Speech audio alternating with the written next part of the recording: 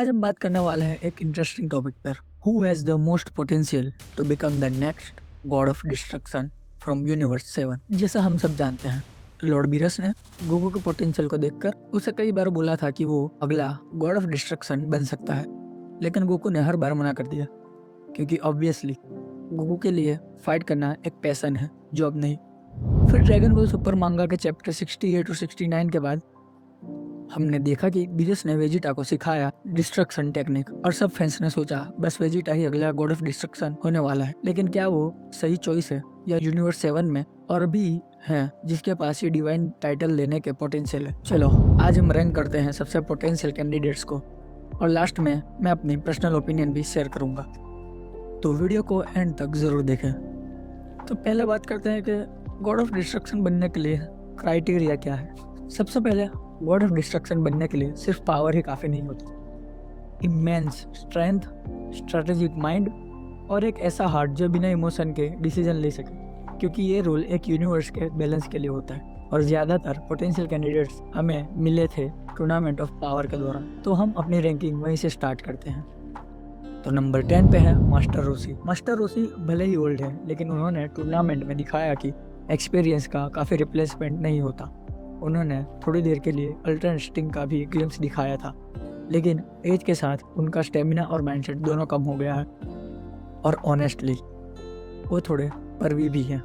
तो God of destruction जैसे serious role के लिए रोसी फिट नहीं बैठेंगे। नंबर 9 पे है क्रिलिन। क्रिलिन गोकू का पुराना राइवल था और एक टाइम पे बहुत ब्रेव फाइटर भी, लेकिन अब उसका फोकस फैमिली पे शिफ्ट हो गया है। वो अब एक रिस्पॉन्सिबल हस्बैंड और फादर है और बैटल से दूर रहना पसंद करता है। पहले वो कनिंग और स्मार्ट था, लेकिन अब वो थोड़ा कावर्ड बन गया है। तो क्रिलिन के पास पोटेंशियल जरूर था, लेकिन अब वो एक पीसफुल लाइफ चूज कर चुका है। नंबर 8 पे है टीएन सिन्हान।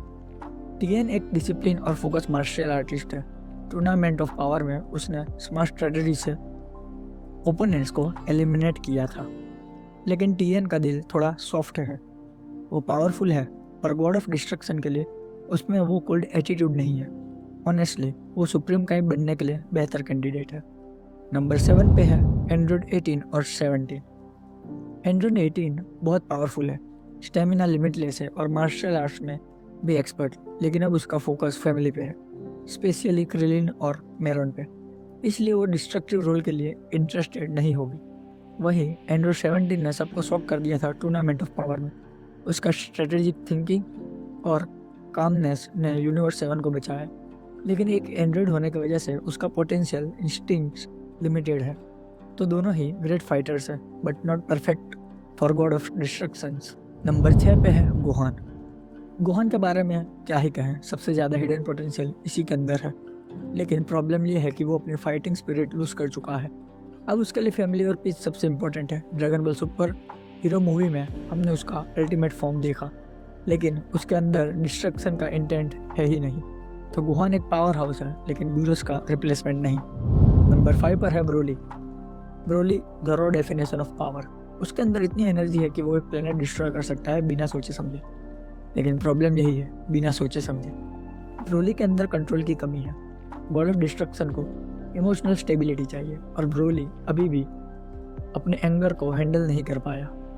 वो पावरफुल है, लेकिन डिस्ट्रक्टिव पोजीशन के लिए अभी भी इमेच्योर है। नंबर 4 पे है माजिन बू। हाँ, माजिन बू टूर्नामेंट ऑफ पावर में नहीं था क्योंकि वो सो गया था, लेकिन अगर हम उसको पावर लेवल की बात करें तो वो इंसेन है। उसने ग्रैंड सुप्रीम काय की पावर एब्जॉर्ब की थी, जो उसे डिवाइन एनर्जी देती है, लेकिन बू का चाइल्डिश और अनप्रिडिक्टेबल नेचर उससे एक रिस्की कैंडिडेट बनाता है। ब्रूस कभी भी ऐसे इंसान को चूज नहीं करेगा जो एक कॉस्मिक नैप ले ले यूनिवर्स क्राइसिस के बीच। अब हम इसी के साथ पहुंच गए हैं टॉप 3 में, और नंबर 3 पे जो है वेजिटा। जब ब्रूस ने वेजिटा को डिस्ट्रक्शन टेक्निक सिखाई थी, तब फैंस को लगा था सेन प्रिंस ही अगला गॉड ऑफ डिस्ट्रक्शन बनने वाला है, लेकिन रियलिटी में ब्रूस ने उसे अपना डिसाइपल कभी नहीं बनाया। उसने बस टेक्निक दिखाई थी, सिखाई नहीं। वेजिटा ने टाइम के साथ अपनी पावर्स को बहुत इम्प्रूव किया है, और अब उसने मास्टर कर लिया है अल्ट्रा ईगो, एक ऐसी फॉर्म जो पूरी डिस्ट्रक्टिव इंटेंट को रिप्रेजेंट करती है। लेकिन यहाँ प्रॉब्लम ये है कि अल्ट्रा ईगो के बावजूद भी वेजिटा का सुपर सेन प्राइड और उसके फैमिली के लिए डीप कंपैशन उसे रोकता है। गॉड ऑफ डिस्ट्रक्शन बनने के लिए सिर्फ पावर नहीं, इमोशनल कंट्रोल भी चाहिए। और यही वो जगह है जहाँ वेजिटा अभी तक स्ट्रगल कर रहा है। वो पावरफुल है, डिटरमाइंड है और सबसे करीब है इस डिवाइन पोजीशन के, लेकिन अभी भी बीरस को रिप्लेस करने के लिए पूरी तरह रेडी नहीं। अब नंबर 2 पर है वो नाम जो किसी ने भी कभी सोचा नहीं होगा, Piccolo. Piccolo dragon ball series में एक बहुत ही अंडररेटेड कैरेक्टर है जिसका कामनेस और स्ट्रेटेजी लेवल नेक्स्ट लेवल पे है। कंपोज्ड है, रेशनल है और इमोशन से ज़्यादा लॉजिक पे काम करता है। गॉड ऑफ डिस्ट्रक्शन को एक ऐसे माइंड की ज़रूरत है जो उस डिस्क्रिप्शन पे परफेक्ट फिट बैठता है। ऑनेस्टली अगर बीरस रिटायर करे तो पिकोलो एक सॉलिड रिप्लेसमेंट हो सकता है। नंबर 1, फ्रीजा। हाँ, वही फ्रीजा जिसे हम सब एक विलन के रूप में जानते हैं, लेकिन अब वो विलन से ज़्यादा एक डिवाइन लेवल थ्रेट बन गया है। फ्रीजा ने अपनी ट्रेनिंग के बाद एक नई फॉर्म अनलॉक की, ब्लैक फ्रीजा, जिसमें उसने गैस को एक ही हिट में ख़त्म कर दिया था। वो रुथलेस है, स्ट्रेटेजिक है और उसके पास वो कोल्ड माइंडसेट है जो एक गॉड ऑफ डिस्ट्रक्शन के लिए ज़रूरी है। और सबसे बड़ी बात, डिस्ट्रक्शन एनर्जी हैंडल कर चुका है टूर्नामेंट ऑफ पावर के दौरान। पावर, इंटेलिजेंस और zero emotion, फ्रीजा perfectly fits the title of the next god of destruction universe 7। बस फ्रीजा के साथ यही दिक्कत है कि वो अगर गॉड ऑफ डिस्ट्रक्शन बनता है तो बहुत सारे प्लैनेट को जो है बर्बाद कर देगा।